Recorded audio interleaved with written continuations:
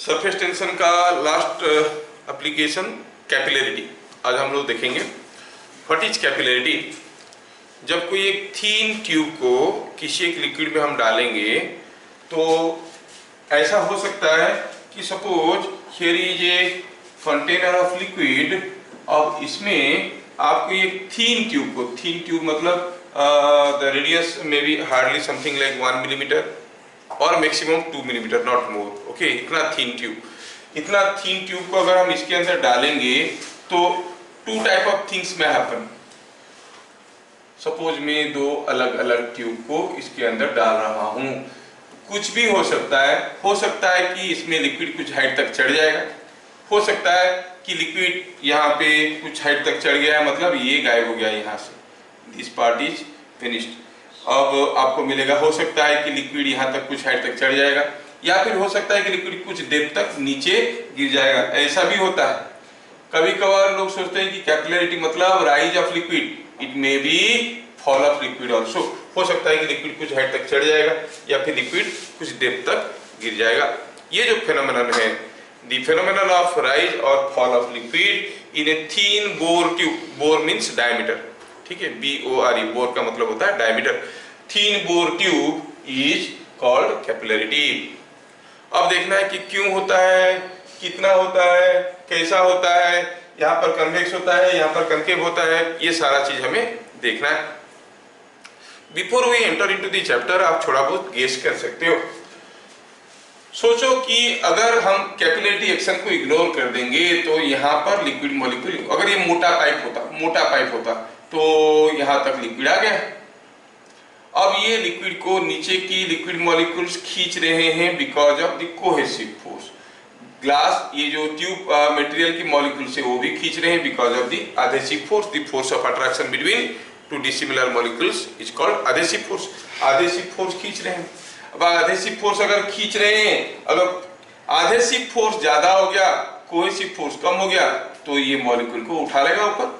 मतलब ये लिक्विड ऐसे ऊपर उठेगा कब? जब adhesive force is more then the cohesive force.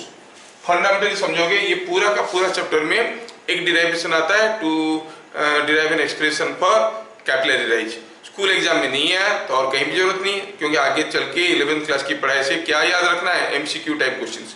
Derivation तो याद नहीं रखना है, लेकिन लॉजिक याद नहीं रखोगे बहुत तकलीफ होगा। लॉजिक क्या है? ये लिक्विड यहाँ से चढ़ के यहाँ तक गया तो फिर क्वेश्चन दिमाग में आया, यहाँ तक गया तो क्यों गया ऊपर? ये एडहेसिव फोर्स ज्यादा था कि कोहेसिव फोर्स? एडहेसिव फोर्स ज्यादा था, इसलिए ये चढ़ गया। अच्छा, ये अगर कोई मोटा पाइप होता उसमें तो नहीं चढ़ता है। थीन पाइप में अगर मान लो कि 1 मिलीमीटर डाया का कोई ग्लास ट्यूब है और उसको हम वाटर में डुबो देंगे, दिस में rise something like 5 centimetre, 10 centimetre, 20 centimetre like that, इतने ज्यादा ये चढ़ जाएगा ऊपर। आप कभी कभी देखे होंगे, अगर कोई एक कॉटन थ्रेड को पानी में डाल दो, देखो पानी चढ़ते पूरा ऊपर आ गया, है कि नहीं? तो it is able to rise through the thin gap between the threads. ऐसा क्यों हो रहा है? अच्छा, दूसरी चीज हुआ कि मोटा ट्यूब होने से क्यों नहीं होता है, ऐसा पतला ट्यूब में क्यों होता है? इट इज बिकॉज अगर एक मोटा ट्यूब हो गया तो सोचो बीच वाला मॉलिक्यूल जो सॉलिड के मॉलिक्यूल से उबाल के उनसे दूर हो गया कि नहीं हो गया? क्या वो खींच पाएंगे? खींच नहीं पाएंगे। The region around a molecule in which another molecule experiences a force is called, क्या कहते हैं? रीजन ऑफ इन्फ्लुएंस और स्फीयर ऑफ इन्फ्लुएंस। शुरू में हम लोग पढ़े थे। तो ये मॉलिक्यूल का स्फीयर ऑफ इन्फ्लुएंस से बाहर है, ये खींचेगा नहीं। तो मोटा पाइप में ये फेनोमेनन मिलता नहीं है। पतला पाइप में molecules of the solid are close to the molecules of the liquid, they are able to pull। समझ में आ गया? अगर ये थिंग जो है बढ़िया से समझ में आ गया तो इमीडिएटली आप इस केस में बता सकते हो, मॉलिक्यूल्स खींच नहीं पा रहे, नीचे के मॉलिक्यूल्स खींच रहे, कौन? ये कोहेसिव फोर्स। तो इस केस में क्या होना चाहिए? नीचे कब गिर जाएगा? जब एडहेसिव फोर्स ज्यादा है कि कोहेसिव फोर्स ज्यादा है? बोलिए, कोहेसिव फोर्स ज्यादा होगा तो ऐसे होगा। अच्छा, लगे हाथ आप ये भी बता दीजिए, जब एडहेसिव फोर्स ज्यादा होता है कोहेसिव फोर्स से, angle of contact, I am discussing about 1 mark MCQ questions that you may face in your coming days, कभी भी आपको एमसीक्यू देखना है तो सारा लॉजिक को समझोगे तो चैप्टर में कुछ नहीं, एक ही बोर्ड में मैं पूरा खत्म कर सकता हूँ, जबकि मैं बहुत सारा स्लाइड्स इसमें बनाया हूँ कि हर एक इफेक्ट को आपको डिटेल्स में समझा पाऊँ। हाँ, तो अब बोलिए कि इसमें क्या हुआ, लिक्विड राइज कर गया क्योंकि आधेसिव फोर्स कोहेसिव फोर्स से ज्यादा था। अगर आधेसिव फोर्स कोहेसिव फोर्स से ज्यादा होता है, एंगल ऑफ कंटैक्ट क्या होता है, लेस देन 90 और मोर देन 90, याद करिए क्या होता था, आधेसिव फोर्स ज्यादा हो गया, लेस देन 90 होता था।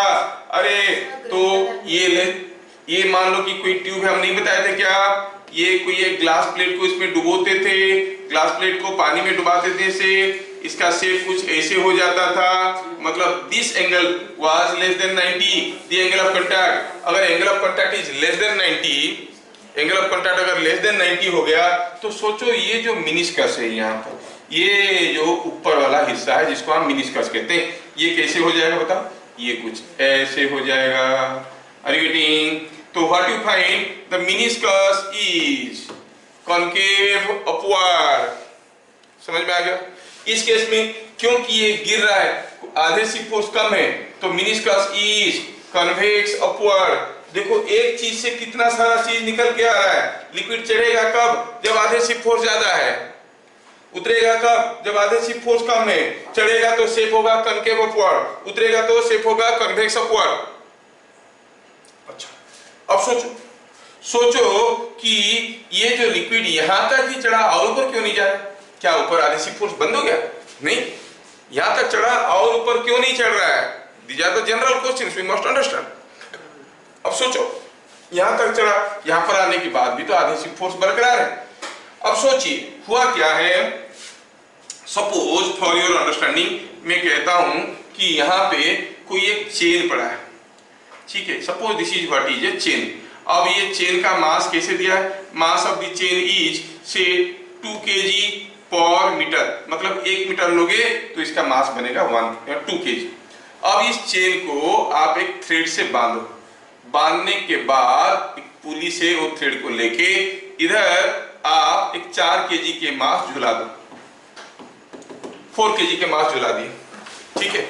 जैसे आप 4 kg के मास इधर झुला दिए, क्या होगा, this block will try to go down. ये चेन जो है किसी एक फ्लोर पे रखा हुआ था, जैसे नीचे जाएगा चेन चढ़ेगा ऊपर, लेकिन जैसे जैसे चेन चढ़ेगा इधर का भी लोड बढ़ेगा, बढ़ते बढ़ते बढ़ते चेन ऐसे चढ़ेगा, धीरे धीरे चेन चढ़ रहा है ऊपर। ये 4 kg का मास इधर है, जब यहाँ का मास 4 kg के बराबर हो जाएगा और चढ़ेगा क्या, और नहीं चढ़ेगा।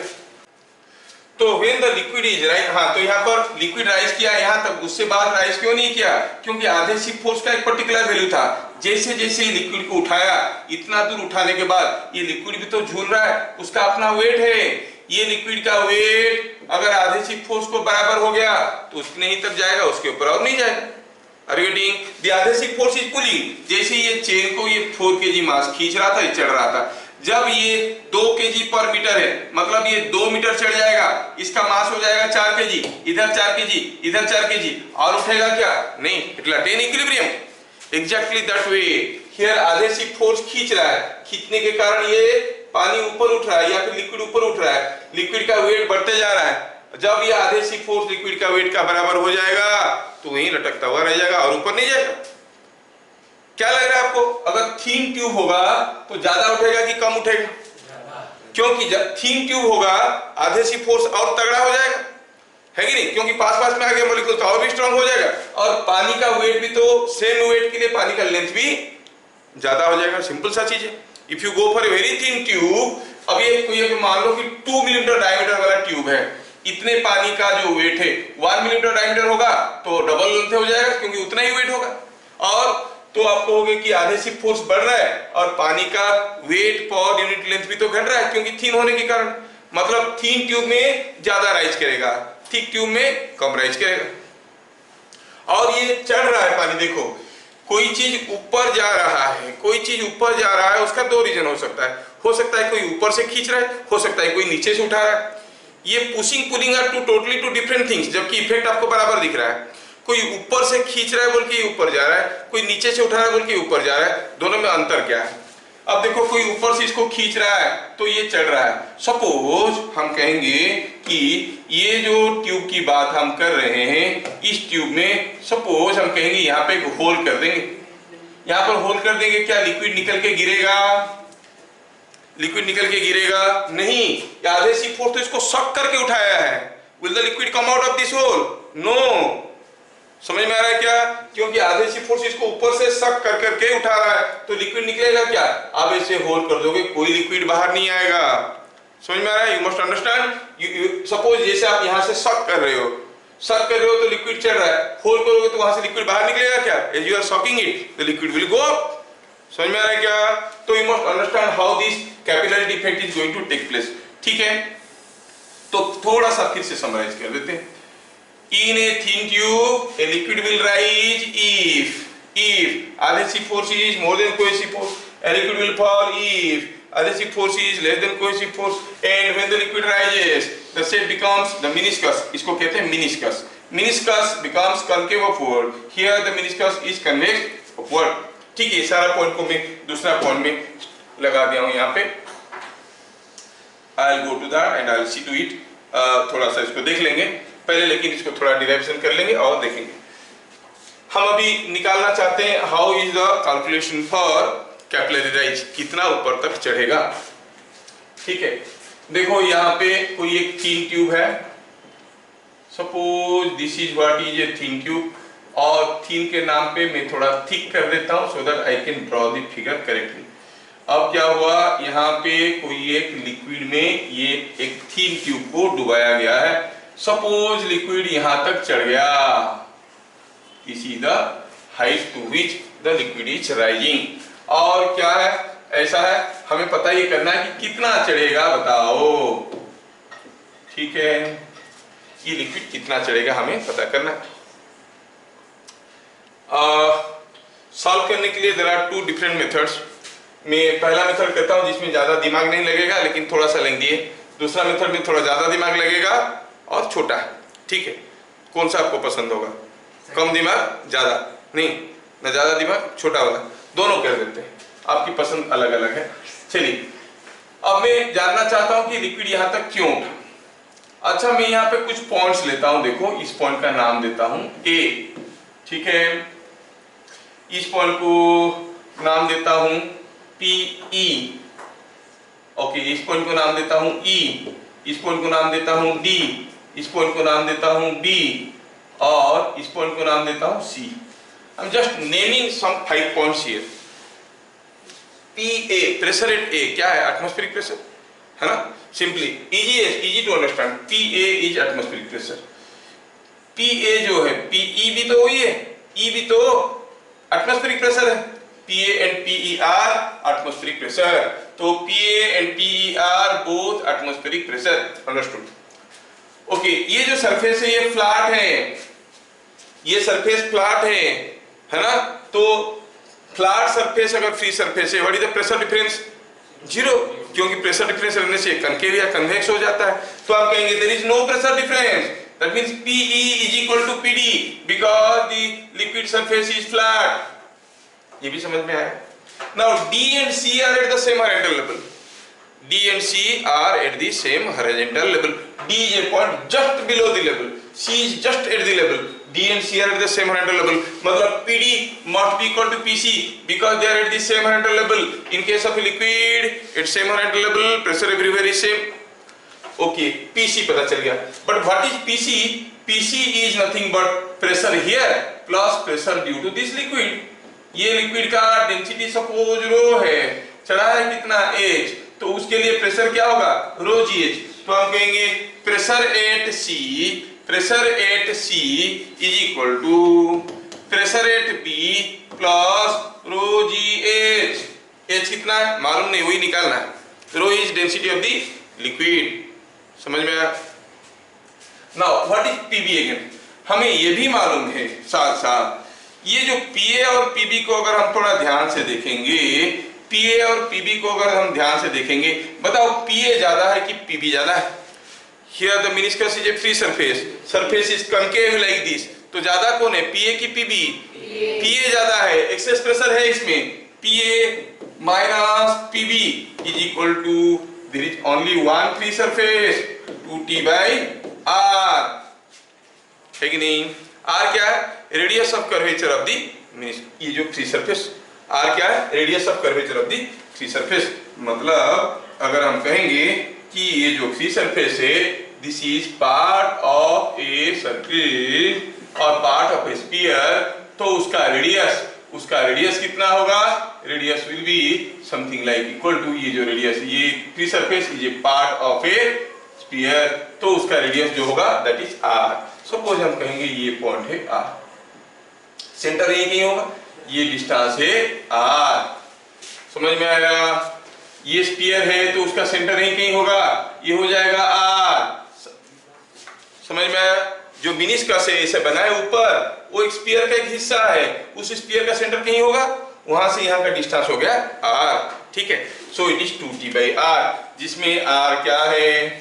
थोड़ा फिगर को छोटा कर देते हैं क्योंकि अभी और फिगर का ज्यादा काम नहीं है, फिगर का और ज्यादा काम नहीं है, आप लोग समझ गए हो। आप कहोगे फिर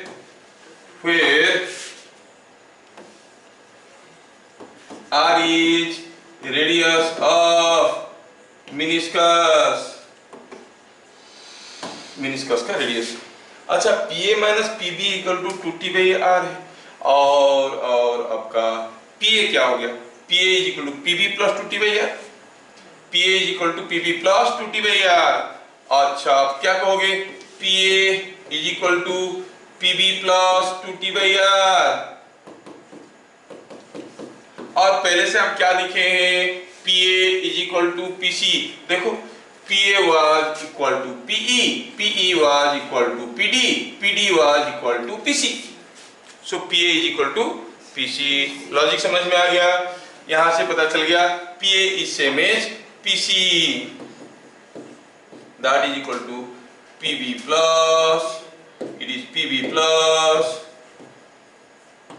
2T by R।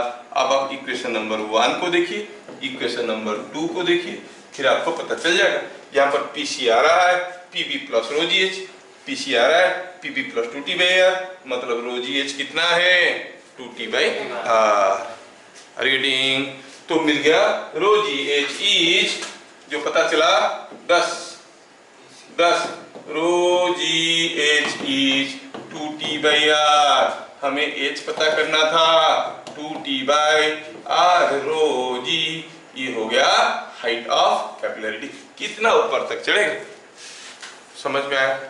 हाँ, तो अब इसको अगर हम थोड़ा सा ढंग से फिर से देखेंगे तो यहाँ पर जो मिनिस्कस था उसके बारे में थोड़ा सोचिए।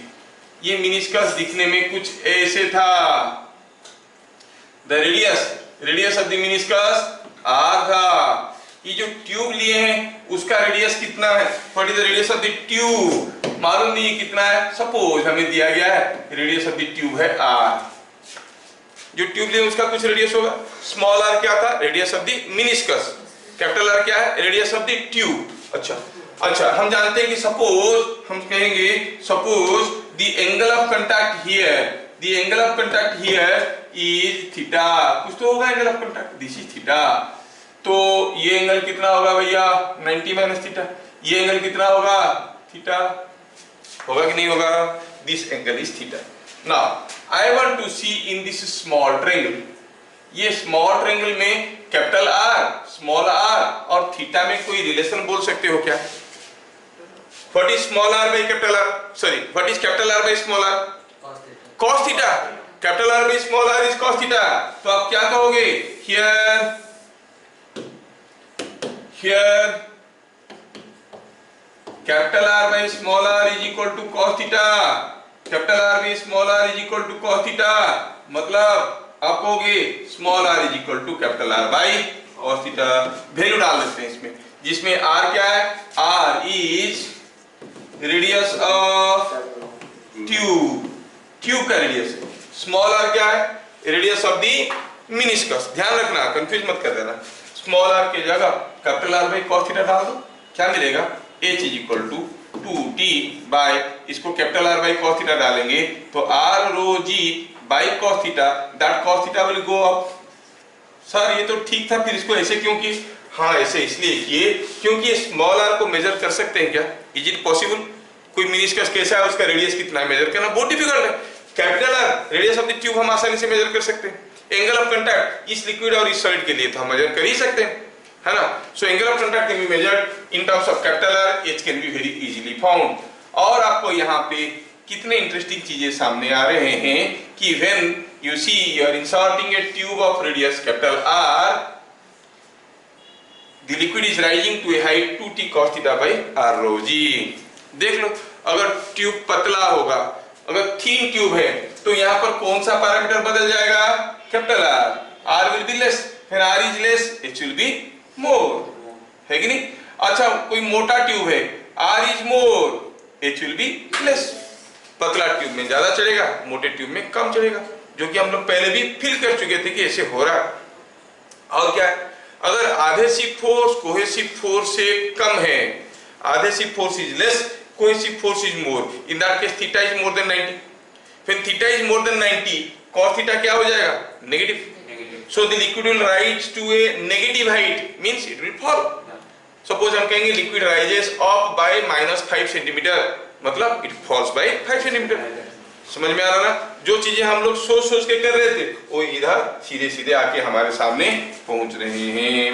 तो हमें समझ में आ गया कि जो राइज इन कैपिलरिटी है, वो rise in capillarity is given by h is equal to 2t cos theta by capital R rho g। दो फॉर्मूला है। पहला वाले में cos थीटा कुछ नहीं है, स्मॉल r क्या है? रेडियस ऑफ द मेनिस्कस, जबकि capital R is the radius of the tube. ये आपको फॉर्मूला याद रखना है, ठीक है। Let us see a second method to find out the rise in capillarity। थोड़ा ध्यान से देखो। अब ये लिक्विड यहाँ तक, ये थिन ट्यूब था, this was the thin tube here, ठीक है। लिक्विड यहाँ तक चढ़ गया है, ठीक है, इसका रेडियस r है, और ये एंगल सब कितना है? दिस एंगल इज थीटा, और लिक्विड यहाँ तक चढ़ा है। कितना liquid?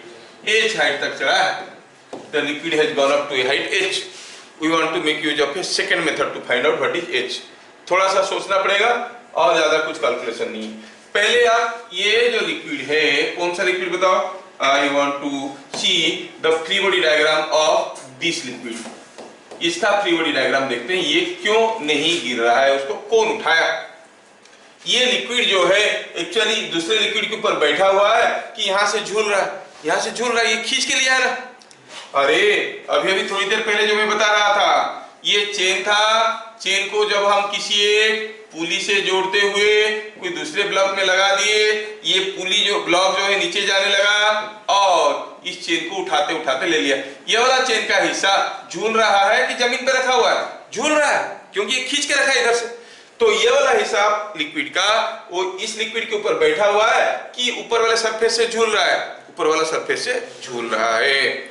Are you getting? That must be very clear. That means इसका जो वेट है, ये इसलिए तो सोचने वाली चीज है, सोचने वाली चीज है। इसका जो वेट है, उस वेट के बारे में अगर हम सोचेंगे तो हम देखेंगे कि ये जो लिक्विड है, ये इसको ऊपर से 2 pi r लेंथ में पकड़ के रखा है। 2 pi r है ना।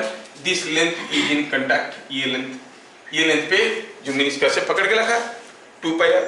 2 pi r लेंथ में हर जगह फोर्स आ रहा होगा नहीं, अब हर जगह ये लिक्विड फ्री सरफेस इसको खींच रहा होगा। फ्री सरफेस अगर ट्यूब को खींच रहा है तो ट्यूब भी तो फ्री सरफेस को खींचेगा। The free surface is pulling the tube with a force T into L। हम तो फ्री बॉडी डायग्राम इसका कर रहे हैं, ये कितना जोर से खींच रहा है नहीं दिखाएंगे, इसको कितने जोर से खींचा जा रहा है वो दिखाएंगे। तो इसको ये जो लिक्विड है ऐसे मेनिस्कस, इसको फ्री सरफेस ऐसे खींच रहा है, पूरा लेंथ है। अच्छा, ये जो खींच रहा है, अगर ये ऐसे ऐसे करके चारों तरफ को खींच रहा है, ऐसा हो गया मेनिस्कस। जस्ट इमेजिन, यहाँ पर खींच रहा है, यहाँ पर खींच रहा है, यहाँ पर खींच रहा है, यहाँ पर सब टेढ़े टेढ़े खींच रहा है। ये सारा टेढ़ा टेढ़ा खींचता हुआ फोर्स को अगर जोड़ देंगे, just there magnitude not direction, only magnitude को जोड़ देंगे तो क्या मिलेगा? 2 pi r into t, है कि नहीं? 2 pi r लेंथ में खींच रहा है, तो ये फोर्स का मैग्नीट्यूड प्लस ये फोर्स का मैग्नीट्यूड, सारे का मैग्नीट्यूड को जोड़ देंगे तो 2 pi r t हो जाएगा। लेकिन ये जो फोर्स है, तो ये सब तो टेढ़ा है। ये जो फोर्स है, ये फोर्स, ये एंगल थीटा होने के कारण, ये एंगल भी थीटा है, ये सारा फोर्सेस का वर्टिकल कंपोनेंट कितना होगा? Something cos theta, where theta is the angle of contact. So what is the upward force? The upward force must be equal to the downward weight of the liquid, है कि नहीं? Upward force कितना है? इसलिए तो मैं बोला था समझने में दिक्कत होगा। ये सारा फोर्स का वर्टिकल कंपोनेंट को अगर जोड़ देंगे, सारा फोर्स का वर्टिकल कंपोनेंट को अगर हम जोड़ देंगे तो वो कितना हो जाएगा? 2 पाई आर टी हो गया, फोर्स का मैग्नीट्यूड इनटू cos थीटा। समझ में आ गया तो आप लोग बहुत बढ़िया स्टूडेंट हो। इतना इमेजिन कर पाना कोई अच्छी चीज, मतलब आसान चीज तो है नहीं। 2 pi R T cos theta is the upward force, that must be equal to weight of the liquid. Liquid का वेट कितना है? और वेट क्या है? मास इंटू जी। मास कितना है? Volume into density. वॉल्यूम कितना है? Pi R square into H. Pi R square into H हो गया वॉल्यूम, इंटू रो हो गया मास, इंटू जी हो गया वेट। इधर clear? Now you see simplify. हमें क्या निकालना था? एच निकालना था। थोड़ा मारपीट करो इसके साथ। पाई कैंसिल हो गया, पाई कैंसिल हो गया, और इसमें से मिल गया H is equal to 2t cos theta by R rho G. मिला क्या? कहने का मतलब है this liquid is not pushed up, it is pulled up. ये पुशिंग पुलिंग में बहुत ज्यादा अंतर है, ठीक है? आप किसी चीज को पुश करके पुल करके खींच रहे हो तो टूट सकता है, गिर सकता है। पुश करके उठा रहे हो तो टूट कर गिरेगा क्या? नहीं। Just don't look at the motion, how is the force. सब करके ले रहे हो, यहां पर कोई होल कर दोगे तो कोई लिक्विड नहीं बाहर आएगा। पुश करके ले रहे हो, होल कर दोगे, liquid will come out. Suppose यहां पर कोई पंप लगा के आप पानी को पुश कर रहे हो, यहां पर होल है, jet of water will come out of the hole. लेकिन सब करके ले रहे हो तो यहां से जाएगा क्या? पानी बाहर निकलेगा? That you must realise, it is just not motion, how is the force acting. Physics इतना आसान चीज नहीं है, आपको समझ में आ जाना चाहिए कि सर इसको पुश करके उठाएंगे या पुल करके उठाने का अंतर क्या है। अंतर बहुत कुछ है, अंतर बहुत कुछ है। अगर ये पोरस रहेगा, इसमें बहुत सारे होल्स रहेंगे, तब भी इसमें लिक्विड बाहर नहीं निकलेगा। They will ask you why I am insisting, वो पूछेंगे ऐसा एक कैपिलरी ट्यूब था, यहाँ पे एक होल कर दिया गया, यहाँ पे एक होल कर दिया गया, कौन सा होल से लिक्विड ज्यादा स्पीड में निकलेगा? आपका एक्सपीरियंस है कि कोई एक अगर ऐसे कंटेनर में लिक्विड रखा है, यहाँ पे होल करो, यहाँ पे होल करो, तो यहाँ ज्यादा वेलोसिटी में निकलता है, आप तुरंत बोल दोगे नीचे। दोनों ही जगह से नहीं निकलेगा। Reading, you must be able to realize it is being sucked upward. समझ में आया? अच्छा, कितना कितना ऊपर? जब इसका वेट इसके साथ बैलेंस हो गया, जब इसका वेट बैलेंस हो गया और फर्दर ये उठ नहीं रहा है, ठीक है? तो ये चीज भी आपको याद रखना है। एनीवे वी कुड अंडरस्टैंड कि द कैपिलरी राइज is given bye 2t cos theta by r rho g, ठीक है? चलिए आगे बढ़ते हैं। It is worth noting the following points. क्या क्या हो रहा है? H is positive. It is really rising to certain height. When theta is less than 90, means adhesive force is more than cohesive force. ये less than 90 कब होता है? Theta less than 90 का मतलब हुआ adhesive force is more than cohesive force. तब क्या होगा? Theta will be less than 90 और H का फॉर्मूला तो हमें मालूम है, 2t cos theta by r rho g। Theta is less than 90, H is positive. इस केस में liquid falls means H is negative. ऐसा कब होता है? फिर theta is less than 90। Theta less than 90 कब होता है? When adhesive force is less than cohesive force. अब ये लिक्विड चढ़ रहा है, एडहेसिव फोर्स ज्यादा है, जो मिनिस्कस होगा वो मिनिस्कस कैसे दिखेगा? ऐसे, क्योंकि थीटा इज लेस देन 90। इस केस में मिनिस्कस कैसे दिखेगा? Meniscus will be convex upward, theta is more than 90। अगर कोई मरकरी को कोई थिन ग्लास ट्यूब को मरकरी में डालेंगे, जो मिनिस्कस होगा उसका शेप कैसे होगा? ऐसे होगा, है ना? क्योंकि उस केस में angle of contact is more than 90। Thin tube को पानी में डालेंगे, लाइक दिस। वो बोलेंगे एक लिक्विड का एक सॉलिड के साथ एंगल ऑफ कांटेक्ट है 35 डिग्री। अगर उस सॉलिड का एक थिन ट्यूब उस लिक्विड में डालेंगे, उसका मिनिस्कस का शेप कैसा होगा? 35 degree means less than 90। When it is less than 90 means it will be something like this. ये आपको समझ में आना चाहिए। मतलब इस चैप्टर में भरपूर 1 मार्क के क्वेश्चन है, लेकिन वो तब कर पाओगे जब आप चीजों को समझे। नहीं तो न्यूमेरिकल करने में क्या है, एक डेरिवेशन है, derive an expression for capillary range, H equal to 2t cos theta by r rho g, 3-4 चीज दिया रहेगा और कोई 5वां चीज पूछेगा, एक ही वेराइटी का न्यूमेरिकल। समझ में आ रहा ना? तो बहुत सारे कंसेप्ट इसके अंदर है। अच्छा, pressure above the meniscus, pressure below the meniscus. Pressure at A ज्यादा है कि प्रेशर एट B ज्यादा है? क्योंकि इट इज कॉन्केव, A में ज्यादा है। लेकिन इस केस में A में ज्यादा है कि B में? B में ज्यादा है, क्योंकि ये सरफेस ऐसा है। तो जब कोई एक थीन ट्यूब को, ग्लास ट्यूब को मर्क्यूरी में डालेंगे, मर्क्यूरी का शेप ऐसे हो जाएगा, मेनिस्कस के ऊपर प्रेशर ज्यादा है कि मेनिस्कस के नीचे प्रेशर ज्यादा है? मेनिस्कस के नीचे प्रेशर ज्यादा है। वो पूछेंगे मेनिस्कस के नीचे प्रेशर एटमॉस्फेरिक प्रेशर से ज्यादा है कि कम है? आप बोलोगे ज्यादा है, क्योंकि ऊपर तो एटमॉस्फेरिक प्रेशर है। इस केस में मेनिस्कस के नीचे प्रेशर एटमॉस्फेरिक प्रेशर से ज्यादा है कि कम है? आप कहोगे कम है, क्योंकि इट इज कॉन्केव अपवर्ड और ऊपर एटमॉस्फेरिक प्रेशर है। सर इधर एटमॉस्फेरिक प्रेशर है, फिर भी उसके नीचे प्रेशर एटमॉस्फेरिक प्रेशर से कम कैसे हो सकता है? हो सकता है भाई, आप मान लो कोई टेबल है, टेबल को एक डंडे से प्रेस कर रहे हो, तो आप जो प्रेशर दे रहे हो पूरा टेबल पे आ रहा है। मान लो टेबल पे एक पर्दा लगा है और टेबल से थोड़ा सा छोड़ के वो पर्दा है, जब आप प्रेशर दोगे वो पर्दा खींचा जाएगा, then it will give a pressure on the table. तो कुछ फोर्स पर्दा भी तो संभाल लेगा, तो जो टेबल के ऊपर जो भी जो फोर्स आएगा थोड़ा सा कम आएगा कि नहीं आएगा? Because it is a free surface, it is behaving as a screen, as a stressed membrane. When you are pushing, the atmosphere is pushing it, it is getting concave upward, and some of the pressure is sustained by the meniscus. तो पूरा pressure नीचे नहीं आ रहा है, समझ में आया? अच्छा, तो ये सारी चीज हम लोग इसमें अभी देख लिए कि थीन ट्यूब में जब कोई लिक्विड चढ़ता है या फिर उतरता है तो क्या क्या गुल खिलाता है, उसके बारे में हम लोग डिस्कशन कर लिए। अब इस फॉर्मूला का इंपोर्टेंस को देखते हैं। ये जो एक्सप्रेशन था हमारा H equal to 2t cos theta by r rho g, दो फॉर्मूला था, मैं यहाँ पे लिख देता हूँ। 2t cos theta H equal to the rise in capillarity और fall in capillarity is 2t cos theta by capital R rho g, और ये था दूसरा वाला 2t bye r rho g। तो देखो जहां पर cos थीटा नहीं है वहां पर रेडियस क्या है? Radius of the meniscus. जहां पर cos थीटा है वहां पर रेडियस क्या है? Radius of the tube. r is radius of the tube, दो ठो रेडियस है, कंफ्यूज मत कर जाना। बताओ तो यूजुअली कौन बड़ा है, रेडियस ऑफ द मेनिस्कस कि radius of the tube? Meniscus का ज्यादा है। अभी तो बता रहे थे, ये अगर ट्यूब है, ये अगर मेनिस्कस है, सोचो ये मेनिस्कस कितना बड़ा स्फीयर का हिस्सा है, उसका रेडियस तो काफी बड़ा होगा, जबकि ट्यूब का रेडियस इतना है, थोड़ा सा इतना। ये हो गया स्मॉल आर, ये हो गया capital R. Are you getting? Capital small R is much larger than capital R. Sir नाम है स्मॉल आर और कैपिटल आर से ज्यादा कैसे होगा? है ना, ऐसा कंफ्यूजन हो रहा है क्या? बड़ा भी है, नाम है स्मॉल आर, नहीं ऐसा नहीं है, तो अल्फाबेट है, ठीक है। ऐसा मत सोचना नाम स्मॉल आर है आप बोलते हैं बड़ा है, ठीक है। अब ये फॉर्मूला को अगर हम ध्यान से थोड़ा देखेंगे, इस फॉर्मूले से बहुत सारी चीजें छुपे हुए हैं। पहला क्वेश्चन है capillary rise in a thin tube depends upon nature of the solid, nature of the liquid और बोथ। क्या कहोगे? कौन सा टर्म है यहाँ पे जो दर्शाता है कि दोनों के ऊपर डिपेंड करता है H? क्या T दोनों के ऊपर डिपेंड करता है? No, surface tension is due to the cohesive force. R ये तो रेडियस ऑफ द ट्यूब है। नेचर के ऊपर डिपेंड करता है क्या?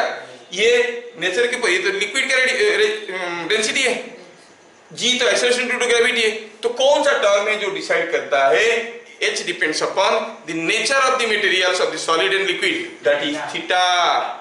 क्योंकि एंगल ऑफ कांटेक्ट कितना होगा वो डिपेंड करता है adhesive force, cohesive force, force of attraction between liquid and liquid, liquid and solid. So theta term क्या डिसाइड करता है कि क्या बताता है कि H depends upon the nature of liquid as well as that of the solid tube. अगर आप ग्लास ट्यूब डालोगे liquid will rise to certain height, आप गोल्ड का ट्यूब डालोगे it rise to some different height, brass tube डालोगे कोई दूसरा height को जंप करेगा, लिक्विड चढ़ेगा ऊपर।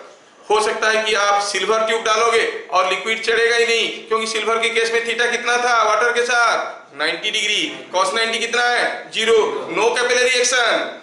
समझ में आ रहा है क्या? जितना भी पतला ट्यूब डाल दो सिल्वर ट्यूब में liquid will not rise. That means H depends upon nature of both the liquids. लेकिन यहाँ पर तो कुछ दूसरा लिखा है। क्या लिखा है? H depends upon nature of liquid and solid. हाँ लिखा है, ठीक है।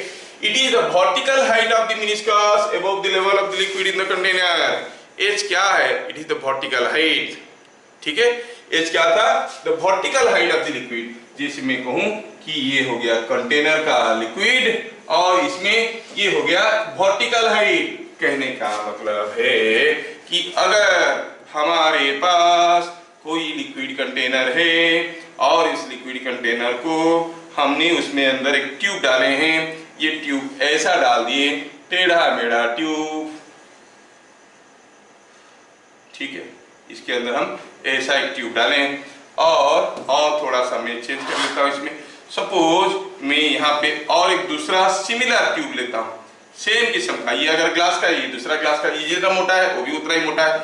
एक ट्यूब यहाँ पे डालता हूँ, दोनों सिमिलर ट्यूब है। अगर लिक्विड यहाँ पे एच हाइट तक चढ़ गया तो यहाँ पे कितना हाइट तक चढ़ेगा liquid? To the same height. The liquid will rise up to the same height. इस केस में भी लिक्विड वहीं तक ही चढ़ेगा। H will be same. H is not the length of liquid. Usually लोग सोच देते हैं it is the length of liquid. No, no, no, no. It is the height, vertical height of level of meniscus. The level of meniscus from the level of liquid in the container. कितना ऊपर तक उठेगा? समझ में आया क्या? तो H क्या है? H is this height. तो हो सकता है कि वो आपको कहेंगे ऐसा एक ट्यूब है और ये एंगल अल्फा है, find the length of liquid in the tube. आप क्या कहोगे? L sin alpha, sorry, L sin alpha is equal to H। अगर L पूछा गया तो H बाई साइन अल्फा करेंगे, और जबकि H क्या है? 2t cos theta by r rho g। समझ में आ गया क्या? ध्यान से रखना, you must not develop misconceptions, क्योंकि आप में से ज्यादातर लोग जो है मिसकंसेप्शन और कॉन्सेप्ट को डिस्टिंग्विश नहीं कर पा रहे हो। कुछ भी पढ़ा तो हाँ जी करते हो। तो ढेर सारे mushrooming teachers are there now, ठीक है। कुछ भी बोल दिया आप हाँ जी करके आते हो। यू डोंट हैव इंटरेस्ट और ability to analyse whether what is told is correct और नॉट, ठीक है। इसीलिए बड़े बुरे हाल में जा रहा है सोसाइटी धीरे धीरे। अगर ये लेंथ को हम L कहेंगे तो L का जो साइन अल्फा वाला कंपोनेंट है, that component must be equal to H, जबकि H कितना है? 2t cos theta by r rho g। समझ में आया क्या? वो आपको क्वेश्चन देंगे, ये एक न्यूमेरिकल बन गया। कोई एक कंटेनर है, थिन ट्यूब का सारा पैरामीटर दिया हुआ है, थीटा बीटा सब कुछ दिया हुआ है, पूछा बता what is the length of the liquid. आपको तो मालूम है H मालूम है तो L sin alpha is H, तो H मालूम है, L निकल गया वहां से। समझ में आया? तो H क्या है? Vertical height of meniscus above the container liquid, ठीक है। Next point, variation of upper end weight affects the value of G and H changes. कोई एक थीन ट्यूब, अब हम बता रहे थे कि जब ये थीन ट्यूब में कोई लिक्विड यहां तक चढ़ने के बाद और क्यों ऊपर नहीं चढ़ा? क्योंकि जो आधेसी फोर्स था वो तो खींच रहा था चढ़ाने के लिए इसको, लेकिन वेट बढ़ रहा था। जब वेट के साथ बैलेंस हो गया तो रुक गया, है कि नहीं? अभी अगर हम सेम चीज को मून पे ले जाएंगे तो आधेसी कोई सी फोर्स में तो नहीं कोई बदलाव आएगा। मून पे लोग force of attraction between similar molecules dissimilar molecules same रहेगा, वो तो G के ऊपर डिपेंड नहीं करता है। तो क्या होगा? मून पे जाओ तो G के जगह हो जाएगा G/6, है कि नहीं? तो यहां पर मान लो कि कोई थीन ट्यूब में लिक्विड 2 सेंटीमीटर चढ़ता है, तो वहां पर कितना चढ़ेगा? 12 सेंटीमीटर, क्योंकि 12 सेंटीमीटर का वेट को कोई सी फोर्स आधेसी फोर्स बैलेंस करेंगे। गिरा हुआ लड़का, ठीक। समझ में आ गया क्या? मून पे जाओ तो it will rise to 6 times height. और सोचो कि हमारे पास, थोड़ा आपको समझ में आ रहा है तो सोच के बताना, एक ट्यूब है, इस ट्यूब को हम किसी एक बीकर में डुबोए, बीकर में डुबाने से पता चला लिक्विड इसमें चढ़ गया। कितना चढ़ गया बोलेंगे, वो फिगर को ऐसे कर देंगे गड़बड़ हो जाएगा, या फिर फ्लैट कर देंगे गड़बड़ हो जाएगा। चढ़ गया मतलब ऐसा हो जाना चाहिए। समझ में आ रहा है क्या? यस। तो जब भी ये चढ़ गया ऐसे, मान लो कि 3 सेंटीमीटर चढ़ गया, ठीक है। Now this entire arrangement was, अगर आपको समझ में आ रहा है तो बोलना, ये एंटायर अरेंजमेंट एक लिफ्ट के अंदर था। ठीक है, अभी क्या हुआ, लिफ्ट ने नीचे आने लगा विथ एन एक्सीलरेशन a, जिसको हम g/2 कहेंगे। Suppose it was coming down with an acceleration g/2। क्या ये h जो था उतना ही रहेगा कि बढ़ेगा कि घटेगा? लिफ्ट नीचे आ रहा है तो वाटर का वेट बढ़ जाएगा कि घट जाएगा? अपर एंड वेट घट जाएगा, दैट मींस ये और चढ़ जाएगा ऊपर। तो अभी अपर एंड वेट क्या हो जाएगा, g डैश क्या हो जाएगा, g माइनस a, क्योंकि it is coming down. So g minus a मतलब g/2। तो पहले एक्सीलरेशन ड्यू टू ग्रेविटी क्या था, g, अब हो गया g/2। पहले था 3 सेंटीमीटर, अब कितना हो जाएगा, 6 centimetre. Height will be, that means with variation of upper end weight h is changing. Variate numerical बन सकता है, क्योंकि जो हमारा h है वो क्या है, 2t cos theta by r rho g आधा हो गया, h डबल हो गया। समझ में आ रहा है क्या? तो यही चीज यहाँ पे लिखा है, by variation of weight, variation of upper end weight, the value of g is going to be changed. तो h is proportional to 1/g, ये समझ में आना चाहिए। g बदलेगा, h बदलेगा। समझ में आ गया? नेक्स्ट दो चीज देखें, h depends upon nature of liquid and solid. h is the vertical height of the meniscus above the level of liquid in the container. It depends upon the value of g. Third point, value of h depends upon nature of solid and liquid. दोनों के ऊपर depend करता है, जो हम लोग देख चुके हैं। The liquid is pulled up due to adhesive force of the tube. Therefore, by cutting the tube, the liquid does not trickle out at the upper end. Suppose क्या बोल रहा है कि ये कोई एक लिक्विड कंटेनर था, इसमें मैं क्या किया, दो ठो सिमिलर ट्यूब को डाल रहा हूं, एक जैसा थीन ग्लास ट्यूब, दो ट्यूब को डाल दिया, दोनों में लिक्विड बराबर हाइट तक चढ़ गया। अब मैं क्या करता हूं, सीधा कैंची लगाया और यहां पे मैं इस ट्यूब को यहां से काट दिया तो क्या लग रहा है, लिक्विड यहां तक चढ़ सकता था। Do you feel the liquid will start tickling out from here? The liquid is not being pushed. Remember, it was pulled. पुल करने वाला है नहीं तो कहां उठेगा ऊपर? क्या निकल के गिरेगा ऐसे? ट्यूब होता तो यहां तक चढ़ता, अब यहां से काट दिए, लिक्विड निकल के गिरेगा क्या? नहीं, ये यहां तक आके रुक जाएगा। चढ़ सकता था यहां तक क्योंकि कोई खींच रहा था। Pushing pulling thing must be understood. नीचे से अगर पुश करके चढ़ाते, यहां से काट, पुश कर रहा हूं, कोई पंप लगा के पुश कर रहा हूं, पंप की ताकत के हिसाब से यहां तक चढ़ा पा रहा है, अगर काट देंगे तो निकल के फेंकेगा।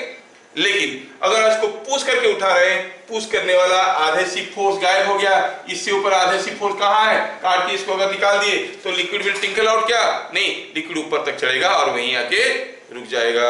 ये क्वेश्चन अक्सर आता है। कोई कैपिलरी ट्यूब को अगर हाफ ऑफ द हाइट में कैपिलराइज में काट देंगे, will the liquid come out and fall out. तो फिर फाउंटेन बनाना कितना आसान था, बहुत सारे छोटे छोटे ट्यूब डाल दो, पानी निकल के गिर रहे हैं। ऐसा नहीं होता है। And this question also comes in a different language. For an insufficient length tube, मतलब ट्यूब का लेंथ अगर सफिशिएंट है, लिक्विड यहाँ तक चढ़ता है, ट्यूब का लेंथ सफिशिएंट नहीं है, will the liquid come out at the upper end? No liquid comes out because the water is not pushed, rather it is pulled. समझ में आ रहा ना? पुशिंग पुलिंग का डिफरेंस आपको समझ में आना चाहिए। तो यही चीज को थोड़ा और भी डिटेल्स में देखेंगे तो आपको समझ में आएगा। हमारा जो फॉर्मूला था H is equal to 2T/R rho g, ये फॉर्मूला को थोड़ा ध्यान से देखो। इनफैक्ट एक्चुअल फॉर्मूला क्या था, 2T cos theta by capital R rho g। इस फॉर्मूले से हमें एक चीज समझ में आ रहा है, अगर मैं R को इधर ले आऊं तो क्या हो रहा है, 2T/rho g। T depends upon nature of solid liquid both. किसके ऊपर depends upon liquid, cohesive force के चलते सरफेस टेंशन होता है। Rho depends upon nature of liquid, मतलब ये पूरा का पूरा टर्म नेचर ऑफ लिक्विड के ऊपर डिपेंड करता है। Remember, H depends upon nature of liquid, nature of solid. R depends upon nature of liquid and nature of solid, but the product H into R depends upon nature of the liquid. सिर्फ nature of liquid के ऊपर depend करता है। मतलब अगर हम आपको बताएंगे, थोड़ा ध्यान से समझने की कोशिश करना, ओनली नेचर ऑफ लिक्विड के ऊपर डिपेंड कर रहा है। अगर हम कहेंगे यहाँ पे मान लो कि कोई एक कॉमन लिक्विड वाटर ले लिए, एक मोटा ट्यूब ले लिए, एक पतला ट्यूब ले लिए, एक दोनों ग्लास के ले लिए, एक स्टील ट्यूब ले लिए, या फिर ब्रास का ट्यूब ले लिए, ये ब्रास का ट्यूब ले लिए। हर एक ट्यूब के लिए H अलग अलग होगा, R अलग अलग होगा। ये H1 है, ये R1 है, ये H2 है, ये R2 है, ये H3 है, ये R3 है। Are you getting? But the product of H1 R1, H2 R2, H3 R3 will be same in all these three cases, because that all depends upon the nature of the liquid, and liquid is common to all the three. तीनों का liquid common है। 2T by rho G same for all these three cases. समझ में आ रहा है क्या? अगर अलग अलग मटेरियल का ट्यूब ले लिए या फिर अलग अलग थिकनेस का ट्यूब ले लिए तो rise in capillarity will be different in all this cases, the radius of the meniscus will be different in all this cases, but the product of H and R remain same. समझ में आ रहा है? अभी अगर हम इसको और भी थोड़ा बढ़िया से समझने की कोशिश करेंगे कि सपोज हम कहेंगे हमारे पास कोई एक थीन ट्यूब है और इस थीन ट्यूब को हम किसी एक लिक्विड में डुबो के रखे थे। अब इस थीन ट्यूब को मैं क्या कर रहा हूं, इस थीन ट्यूब को थोड़ा मैं ग्रुपिंग कर देता हूं so that you can understand better. ये एक थीन ट्यूब है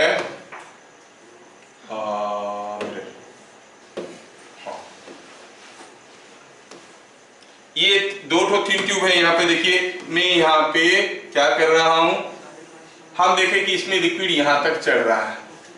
to height some height it is rising, क्या हो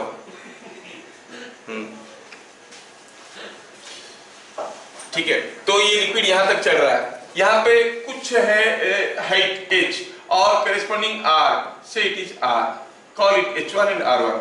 अभी मैं क्या करता हूं, इस ट्यूब को यहां से काट दिया और काटने के लायक ही नहीं रहा, ठीक है काट देता हूं उसको, ठीक है। अब मैं ट्यूब को यहां से काट देता हूं, काट दिया तो लिक्विड तो यहां तक चढ़ सकता था और आपको ये भी मालूम चल चुका है कि लिक्विड तो बाहर नहीं निकलेगा, but now the height is something H2। अब देखोगे यहाँ पर जो लिक्विड आएगा उसका थोड़ा सरफेस थोड़ा ज्यादा फ्लैट हो जाएगा, H कम हो गया है, यहाँ पर थोड़ा ऐसा ज्यादा कर्वेचर था, R1 was less, but here you will see R2 is coming less than R1। जो रेडियस ऑफ कर्वेचर होगा यहाँ पर मेनिस्कस का that will be more than this R1, क्योंकि H2 R2 must be equal to H1 R1। समझ में आ रहा है क्या? अगर मैं ये ट्यूब को धीरे धीरे अंदर ले आता हूँ, पानी के अंदर डुबाते जाऊंगा उसको, तो H2 का वैल्यू घटने लगेगा। जैसे H2 का वैल्यू घटने लगेगा आपको क्या लग रहा है, R2 का वैल्यू बढ़ेगा कि घटेगा? R2 का वैल्यू बढ़ेगा कि घटेगा? Suppose I am taking this tube gradually into this liquid, H2 into R2 is equal to, we have understood, H2 into R2 must be equal to H1 into R1। You are taking the tube into the liquid, H2 is decreasing, R2 will gradually increase। R2 increase करेगा तो ये surface ज्यादा flat दिखेगा कि ज्यादा curve दिखेगा? Flat दिखेगा। Suppose you make H2 0, मतलब पूरा यहां तक ले आए, देन R2 क्या होना चाहिए? Infinite. Infinite flat infinite surface कैसे होता है? इनफाइनाइट रेडियस का surface is absolutely flat. When you take the tube just to the level of the liquid, you will see the upper surface is absolutely flat because the radius has to be infinite again। समझ में आ रहा है?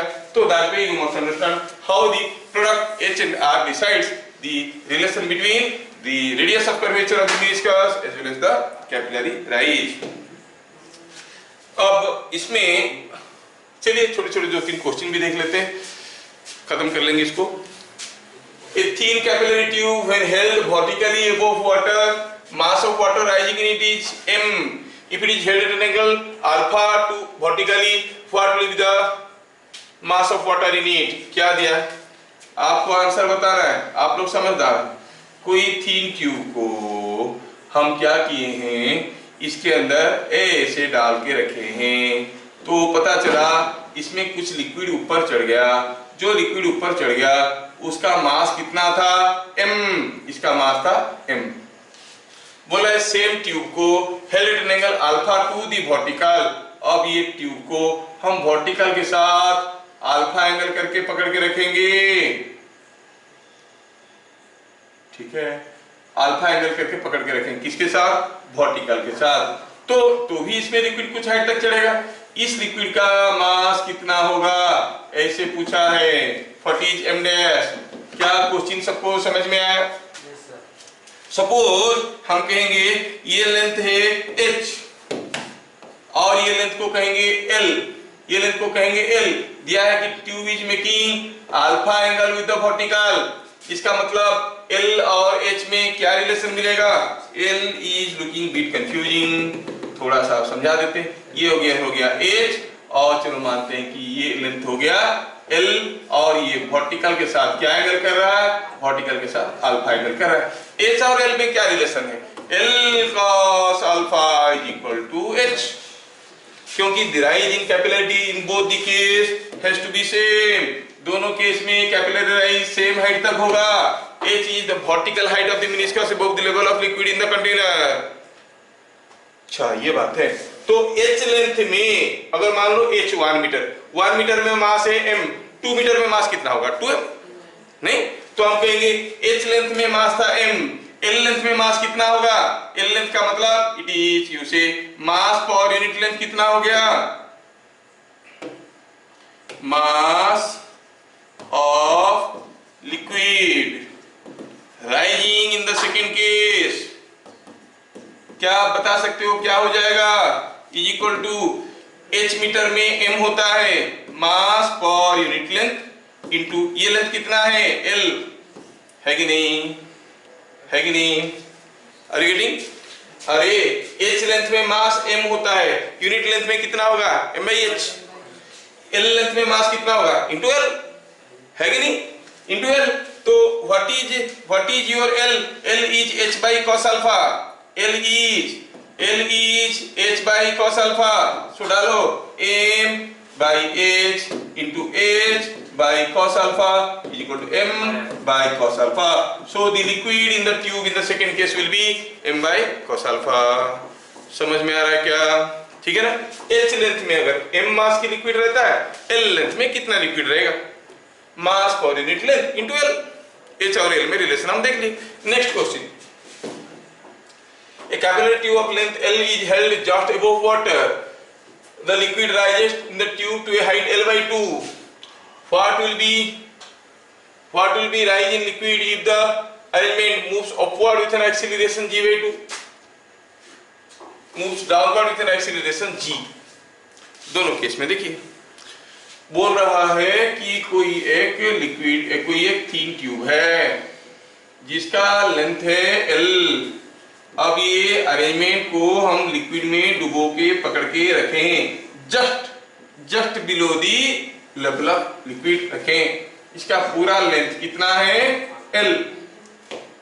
दिया है कि इसमें liquid चढ़ जाता है to a height L by 2। Now the question starts, what will be the rise of liquid if the arrangement moves upward with an acceleration g by 2? अगर ये अपवर्ड चलने लगेगा एक्सीलरेशन g by 2 में, beat number 1 में देखते हैं। Beat number 1 में acceleration is g by 2 upward. क्या मुझे अपरेंट वैल्यू ऑफ g कह सकोगे? क्या होगा? a g प्लस a और g माइनस a। कोई चीज ऊपर जा रहा है, अरे नीचे आने से g माइनस a होता है, जब ये चढ़ रहा है तो g प्लस a होगा। तो क्या लिखेंगे? g plus a that is 3g by 2। और आपको मालूम है कि कैपिलरी राइज is inversely proportional to the value of g। इसका मतलब h2 by h1 will be equal to g1 by g2, है कि नहीं? तो कितना हो गया देखिए, तो h2 इज g1, पहले क्या था g, g2 क्या है 3g by 2। क्या मैं समझा पा रहा हूँ सबको कि हवा में उड़ रहा है? मैं अकेला तो नहीं पढ़ रहा हूँ, आप लोग मेरे साथ पढ़ रहे हो ना? अरे समझ में आ रहा है कि नहीं आ रहा है? तो ये कितना हो गया आप देखो तो g को खा गया 2h1 by 3। तो अगर ये अरेंजमेंट ऊपर जाने लगेगा with an acceleration g by 2 तो लिक्विड कितना तक चढ़ेगा? 2h1 by 3। h1 क्या है? h1 तो l by 2 है, नहीं? तो it is equal to l by 3। h1 is l by 2, so this will rise to a height l by 3। समझ में आया क्या? नहीं समझ में आया, देखा ऐसा। ठीक, यहाँ पे हमें ये सोचना है कि h जो है g के वेरिएशन के ऊपर डिपेंड करता है। When this arrangement is moving upward with an acceleration a, कोई मास m को ए एक्सीलरेशन में ऊपर उठा देंगे, what is the weight, upper end weight mg plus ma, है ना। तो जब ये अरेंजमेंट ऊपर जाने लगा एक्सीलरेशन में, upper end value of g dash क्या हो गया, g plus a that is 3g/2, क्योंकि दिया है कि it is moving of with an acceleration g/2। अगर ये moving down with an acceleration g/2 दिया होता तो क्या हो जाता, g माइनस a होता और आंसर होता g/2। अब हम देख रहे हैं कि g/2 हो गया, मतलब h2/h1 is g1/g2. Why? Because h inversely varies with the acceleration due to gravity. h is equal to 2t cos theta by r rho g. नीचे g मतलब h is inversely proportional to g. Rest of the things remaining the same. तो आप कहोगे h2/h1 is equal to g1/g2. h2 is proportional to g2. 1/g2. h1 is proportional to 1/g1. Simplify किए, g1 तो g था, g2 क्या था, 3g/2 डाल दिए, सिंपलीफाई किए, h2 is 2h1/3। पहले ये कहां तक चढ़ा था, L/2 दैट इज h1 की जगह L/2 डाल दिए, 2 into L/2 2 को खा गया, रह गया L/3। समझ में आया। तो इसमें क्या हम देखे, if the lift moves upward with an acceleration g/2 तो हाल हो गया ये। अगर ये अपवर्ड की जगह डाउनवर्ड लिखते तो क्या लिखते, g माइनस a, लेकिन देखो सेकंड बीट में क्या दिया है, it moves downward with an acceleration g, downward with an acceleration g मतलब g माइनस g हो जाएगा, g डैश क्या हो जाएगा, 0, ग्रेविटी फ्री हो गया। अगर ग्रेविटी नहीं है तो आधे सी फोर्स कितना दूर तक खींचेगा, जितने दूर तक खींच सकता है, कोई वेट नहीं है। ये यहां तक उठ के रुक जाता था, क्यों, क्योंकि उसका वेट, अभी कोई वेट नहीं है, it is now under free fall. Free fall में वेट क्या होता है, 0, body under free fall has no weight, तो इसका कोई वेट नहीं, खींचेगा ऊपर तो क्या होगा, आपको लग रहा है निकल के ऐसे गिरेगा, अरे नहीं, ये खींचने से चढ़ रहा है, यहां तक खींच के चढ़ जाने के बाद ऊपर कोई है क्या खींचने के लिए, नहीं, तो वहां तक चढ़ेगा, वहीं रुक जाएगा। तो liquid will rise to the upper height, upper point of the tube, चाहे वो लेंथ L का हो, 2L का हो, 5L का हो, 10L का हो, पूरा ऊपर तक चढ़ जाएगा और वहीं जाके लटक जाएगा when the body is under free fall, क्योंकि under free fall weight of a body is 0। समझ में आया। ये मत सोचना कि जब ये फ्री फॉल करेगा लिक्विड यहां से निकल के गिरेगा, क्योंकि लिक्विड को पुश नहीं किया जा रहा है, पुल किया जा रहा है। यहां तक पहुंचने के बाद उससे ऊपर कोई खींचने वाला है ही नहीं, आधे से फोर्स तो चढ़ेगा कैसे ऊपर। Are you getting, that is what is the thing you are getting. Now let us see the next question. What will happen to rise of capillarity of water in a long thin tube if temperature is slightly increased? अरे भैया आपको formula मालूम है क्या, कौन सा formula, capillary rise का 2t cos theta by r rho g। सोचो टेम्परेचर बढ़ा दिए, क्या यहाँ पर t टेम्परेचर है कि टाइम है, सरफेस टेंशन है, हाँ कंफ्यूज मत करना। टेम्परेचर बढ़ा देने से कोहेसिव फोर्स घट जाता है, कोहेसिव फोर्स घट जाने से सरफेस टेंशन घट जाता है, सरफेस टेंशन घट जाएगा तो H, तो आप क्या कहोगे, टेम्परेचर इंक्रीज, टेम्परेचर इंक्रीज करेंगे तो H will decrease. Sugar is added to water, sugar is organic impurity, by adding organic impurity surface tension decreases, surface tension decreases so H will decrease। salt is added, पानी में नमक मिला देंगे, capillary ज्यादा होगा कि कम होगा, ज्यादा होगा। जेई मेन का क्वेश्चन है, डायरेक्ट क्वेश्चन ये आया था, ठीक है। तो क्या हो जाएगा, H will increase। A thin hole is made on the side wall of the tube, side wall में अगर एक छोटा सा होल कर देंगे, H बढ़ेगा कि घटेगा, nothing will happen, H remains same, no liquid comes out। देखा कितना बढ़िया आंसर दे दिए, H remains same। ध्यान रहे कि अगर जो इससे छोटा लिक्विड यहाँ तक चढ़ रहा था, यहाँ पे होल कर दिए, गिर जाएगा, लिक्विड किधर से निकल जाएगा, ऐसा नहीं है, liquid will not come out because it is being pulled by the adhesive force, सक करके रखा है उसको। समझ में आ रहा ना। अच्छा, arrangement is taken to moon, H will increase or decrease, G घट गया, H will increase, H increases, the thin tube is replaced by a thicker tube, मोटा ट्यूब लगा देंगे, R नीचे है तो H will decrease, system is accelerated upward तो G के जगह हो जाएगा G plus A, G है नीचे तो क्या हो जाएगा, G plus A हो जाएगा, H will decrease। ऐसे करके आपको सारा चीज देखना है। समझ में आ गया। Okay, now let us go for the next. When a thin tube of radius r is vertically inserted into a liquid, the rise in potential energy is E0. इसको आप न्यूमेरिकल सोचो या फॉर्मूला सोचो, बहुत इंपॉर्टेंट है। पहली बार IIT में आया था, स्क्रीनिंग एग्जाम होते थे आईआईटी के, उसके बाद तो नहीं आया, but then it's a very interesting question to note. पूछा है क्या दिया है कि कोई एक ट्यूब है, कोई एक थीन ट्यूब है जिसका रेडियस r है, उसमें कोई एक लिक्विड को हम कोई जिसका रेडियस r है, कोई लिक्विड को रखे तो ये लिक्विड चढ़ गया तो ये हाइट h, तो ऑब्वियसली लिक्विड का पोटेंशियल एनर्जी बढ़ गया, चढ़ गया तो पोटेंशियल एनर्जी बढ़ गया। बोला है कि जब इसका रेडियस r था तो पोटेंशियल एनर्जी वाज E0, अगर रेडियस 2r होता तो पोटेंशियल एनर्जी कितना होता, थोड़ा ध्यान से सोचना। पहले हम देखेंगे when radius is equal to r, h क्या है, h is 2t cos, radius को हम लोग हर जगह कैपिटल R लिखते थे, यहाँ पर स्मॉल r लिखेंगे फिर से कंफ्यूजन हो जाएगा, तो radius is capital R, so it is 2t cos theta by r rho g। अच्छा, मास ऑफ द लिक्विड क्या हो जाएगा, मास ऑफ द लिक्विड, ये मास कितना है, ये mass is nothing but pi r square हो गया एरिया इंटू h हो गया वॉल्यूम इंटू रो हो गया mass, volume into density is the mass. अब ये जो लिक्विड है इसका मास आपको मालूम है, हाइट आपको मालूम है। पहले आप बताओ, कोई एक डंडा ऐसे खड़ा है जिसका मास m है, लेंथ l है, क्या कोई मुझे बता सकता है what is the potential energy of this डंडा, mgh? नहीं, mgh में h क्या था, vertical height of centre of gravity, है कि नहीं? इसका मतलब इसका सेंटर ऑफ ग्रेविटी यहाँ पे, पोटेंशियल एनर्जी हम लोग पढ़ चुके हैं, it is the work done against gravity in moving the body. जब कोई बॉडी को उठा के हम यहाँ तक लेके आए, what is the work done against gravity, देखने के लिए हमें देखना पड़ेगा ग्रेविटेशनल फोर्स का पॉइंट ऑफ एप्लीकेशन कितना मूव किया है। Gravitational force centre of gravity पे आता है, वो कितना मूव किया है, L/2। तो अगर कोई एक डंडा ऐसे रखा है जिसका मास m है, लेंथ l है, तो इसका पोटेंशियल एनर्जी क्या हो जाता है, mgL/2, है कि नहीं? अच्छा, अब देखो आपके पास एक ट्यूब है जिसमें मास है m, हाइट है h, तो आप क्या कहोगे पोटेंशियल एनर्जी को, mgh/2, है कि नहीं? m का वैल्यू मालूम है, g तो g है, h का वैल्यू मालूम है, सब कुछ डालो, थोड़ा देखते हैं क्या आ रहा है। m का वैल्यू हो गया m का वैल्यू हो गया पाई r स्क्वायर h रो, g तो g है, दूसरा वाला h को इसके साथ जोड़ो तो हो गया h स्क्वायर। क्या बात समझ में आया?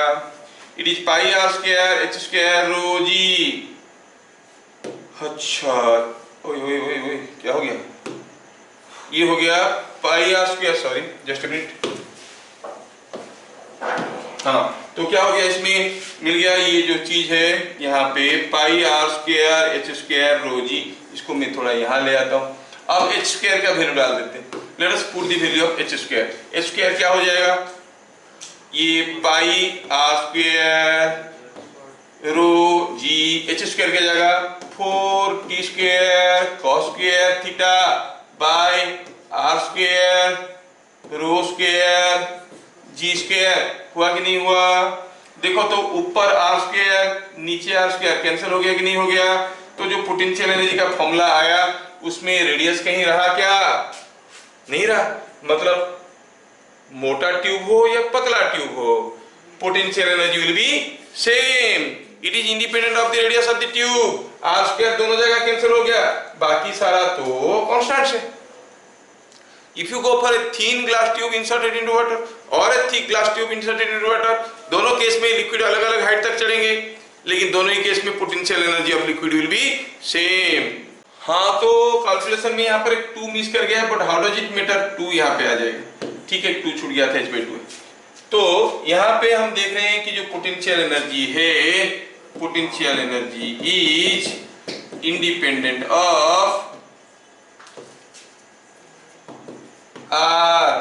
पोटेंशियल एनर्जी आर के ऊपर डिपेंड नहीं करता है। क्यों नहीं करता है? क्यों नहीं किया, अभी तो करके देखे। Potential energy is independent of the value of R, मतलब आर रेडियस का ट्यूब डालेंगे, जितना पोटेंशियल एनर्जी होगा 2r रेडियस की ट्यूब डालेंगे उतना ही पोटेंशियल एनर्जी होगा। दोनों केस में potential energy will be same, ठीक है। अच्छा, तो ठीक है, यहाँ तक ये कैपिलरी चैप्टर खत्म हो जाता है। ठीक है, और देखेंगे हम लोग उसको अगले class, will run with next chapter. तब तक के लिए जय हिंद।